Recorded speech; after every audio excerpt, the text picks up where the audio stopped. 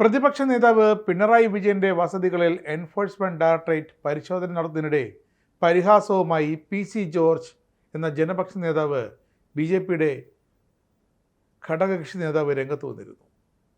ഒരു കർണത്തടിക്കുന്നവന് മറു കർണം കൂടി കാട്ടിക്കൊടുക്കണം എന്ന് പഠിപ്പിക്കുന്ന പുതിയ നിയമത്തെക്കാൾ എനിക്കിഷ്ടം കണ്ണിന് പകരം കണ്ണ്, പല്ലിന് പകരം പല്ലെന്ന് പഠിപ്പിക്കുന്ന പഴയ നിയമമാണ്.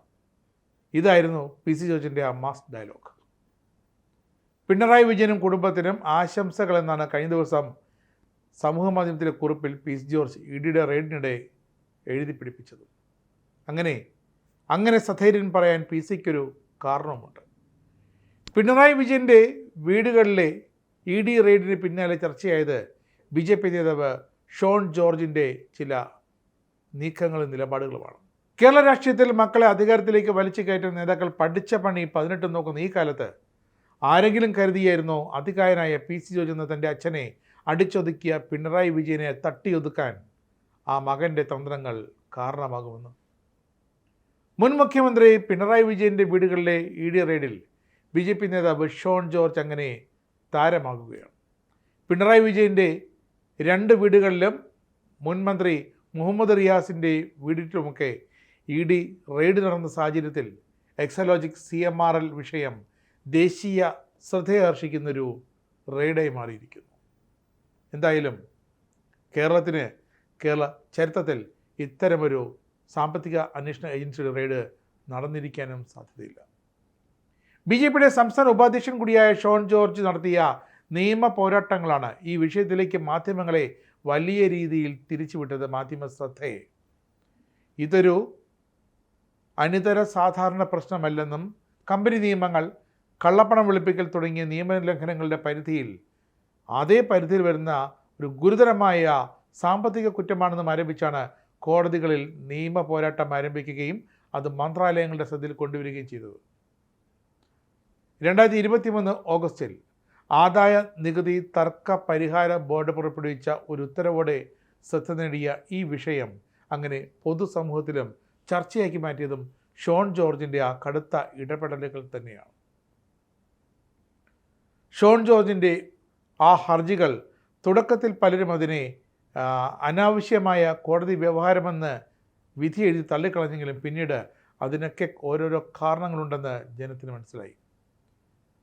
CMRL Kochi minerals and rutiles limited എന്ന സ്വകാര്യ കമ്പനിയുടെ നികുതി റിട്ടേണുകൾ പരിശോധിച്ചപ്പോൾ അവർ 2017 - 20 ഇടയിൽ മുഖ്യമന്ത്രിയായിരുന്ന പിണറായി വിജയൻ്റെ മകൾ വീണ വിജയനും അവരുടെ ഉടമസ്ഥതയിലുള്ള എക്സാലോജിക് സൊല്യൂഷൻസ് എന്ന IT കമ്പനിക്ക് മൊത്തം 1.72 കോടി രൂപ നൽകിയെന്ന ആദായ നികുതി വകുപ്പ് കണ്ടെത്തലാണ് ഷോൺ ജോർജ് എന്ന അഭിഭാഷകനെ ഈ കേസിലേക്ക് കൂടുതൽ അടുപ്പിക്കുന്നത്. IT മാർക്കറ്റിംഗ് കൺസൾട്ടൻസി സേവനങ്ങൾക്കായി നൽകിയ ബിസിനസ് ചെലവുകളായാണ് CMRL ഈ തുക രേഖപ്പെടുത്തിയിരുന്നത്. എന്നാൽ ഇതിന് പകരമായി എക്സാലോജിക് യാതൊരു സേവനവും മറിച്ച് നൽകിയിട്ടില്ല എന്ന് അധികൃതരുടെ കൂടുതൽ അന്വേഷണത്തിൽ തെളിയുകയും ചെയ്തു. എക്സാലോജിക് സോഫ്റ്റ്വെയർ കമ്പനിയിലെ അവിടുത്തെ ഡെവലപ്മെന്റ്മാരെ മൊത്തത്തിൽ മൊഴിയെടുത്താണ് ഈ ഒരു നിഗമനത്തിലേക്ക് ബോർഡ് എത്തിയത്. ഇതോടെ ഈ തുക രാഷ്ട്രീയ സ്വാധീനത്തിനായി നൽകിയ മാസപ്പടിയാണെന്ന ആരോപണം ഉയർന്നതിലെ ഷോൺ ജോർജ് തന്നെ നീക്കങ്ങൾ സമാന്തരമായി ആരംഭിച്ചു. പിണറായി വിജയൻ എന്ന അതികായനെതിരെ നിർബന്ധിത സാമ്പത്തിക ഫയലിങ്ങുകളിൽ ഈ വരുമാനം വെളിപ്പെടുത്താത്തതിനെക്കുറിച്ച്, നികുതിയിലെ അപാകതകളെക്കുറിച്ച് നിരവധി ചോദ്യങ്ങൾ ഉയർന്നു. വിവാദം കൂടുതൽ കത്തിച്ച് ഷോൺ ജോർജ് അങ്ങനെ തൻ്റെ ഹർജികളുമായി മുന്നോട്ട് പോയി. അതൊരു തുടർച്ചയായ നിയമ പോരാട്ടമായി മാറുകയായിരുന്നു.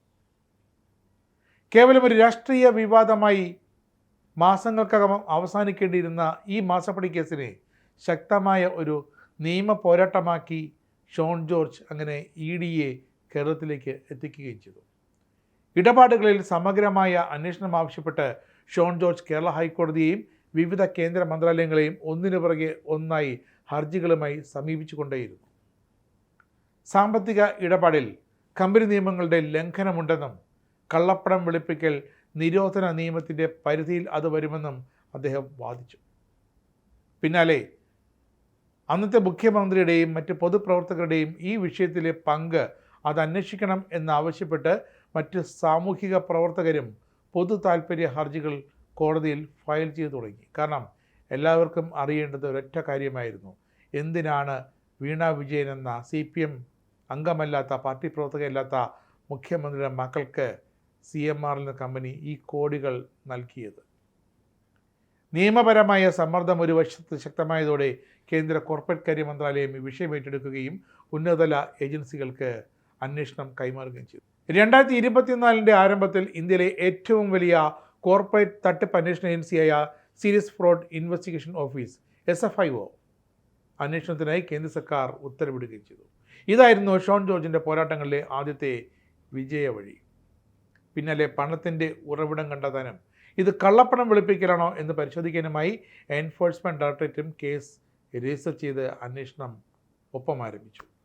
എന്നാൽ SFIO അന്വേഷണം രാഷ്ട്രീയ പ്രേരിതമാണെന്ന് ആരംഭിച്ച് എക്സാലോജിക്കും CMRLും കർണാടക, കേരള ഹൈക്കോടതികളെ സമീപിക്കാൻ മടിച്ചതേയില്ല. പക്ഷേ അന്വേഷണം സ്റ്റേ ചെയ്യാൻ ഈ രണ്ട് കോടതികളും തയ്യാറായില്ല. കാരണം കേസിൻ്റെ മെറിറ്റായിരുന്നു കോടതികൾക്ക് പ്രാധാന്യമുണ്ടായിരുന്നത്. ഇതോടെ ഡിജിറ്റൽ തെളിവ് ശേഖരിക്കാനും ഉദ്യോഗസ്ഥരെ ചോദ്യം ചെയ്യാനുമുള്ള നടപടികളുമായി കേന്ദ്ര ഏജൻസികൾ ഏറെ ദൂരം മുന്നോട്ട് പോയി. കേരള മുഖ്യമന്ത്രിയുടെ മകൾ നേരിട്ട് ഉൾപ്പെട്ട കേസായതിനാൽ ഭരണകക്ഷിയായ LDFും പ്രതിപക്ഷ കക്ഷികളായ UDFും BJPയും തമ്മിലുള്ള പ്രധാന രാഷ്ട്രീയ പോരാട്ടവേദിയായി ഈ മാസപ്പടി കേസ് മാറുകയും ചെയ്തു. എന്നാൽ രണ്ട് സ്വകാര്യ കമ്പനികൾ തമ്മിലുള്ള തികച്ചും സുതാര്യവും നിയമപരവുമായ ബിസിനസ് കരാർ മാത്രമാണെന്നായിരുന്നു വീണ വിജയൻ്റെ അടക്കമുള്ള വിശദീകരണം. അതേ വിശദീകരണം LDF ഏറ്റെടുത്ത് പ്രചരണ വേദികളിൽ പാട്ടുപോലെ പാടുകയും ചെയ്തു. ഒടുവിൽ പിണറായി വിജയൻ്റെ വീട്ടിലെത്തിയ മകൾ വീണ വിജയനെ ED ഉദ്യോഗസ്ഥർ ചോദ്യം ചെയ്തു. ബാങ്ക് അക്കൗണ്ടുകൾ മരവിപ്പിച്ചു. EDക്ക് അറിയേണ്ടത് ഏത് കാര്യസാധ്യത്തിനാണ് ശശിധരൻ കർത്ത എന്ന CMRLൻ്റെ ഉടമ വീണ വിജയന് കോടികൾ നൽകിയതെന്നാണ്. CPMൻ്റെ നാശത്തിലേക്കുള്ള ഒരു റെയ്ഡായി അങ്ങനെ ഈ റെയ്ഡ് മാറുകയും ചെയ്തു. ED ഉദ്യോഗസ്ഥരെ കൈകാര്യം ചെയ്ത CPM നേതാക്കൾ ഇപ്പോൾ ഒളിവിലാണ്.